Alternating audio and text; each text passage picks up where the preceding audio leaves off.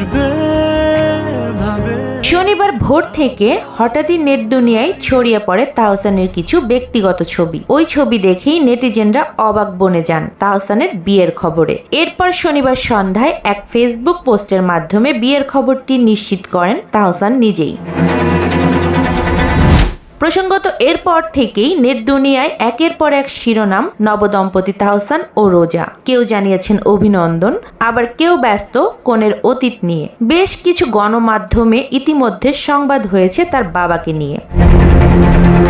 এর মধ্যে নেট দুনিয়া ও গণমাধ্যমের সামনে এসেছে তাহসানের নববধূর প্রাক্তন প্রেমিককে নিয়ে গুঞ্জন। গণমাধ্যমের এক সাক্ষাৎকারে এক যুবক দাবি করেছেন তাহসানের নববিবাহিত স্ত্রী রোজা আহমেদের সাথে তার 9 বছরের ভালোবাসার সম্পর্ক ছিল এবং 3-4 মাস পূর্বে তাদের বিচ্ছেদ হয়। এছাড়া রোজা আহমেদের নানা বিষয় নিয়ে প্রশ্ন তুলেছেন ওই যুবক।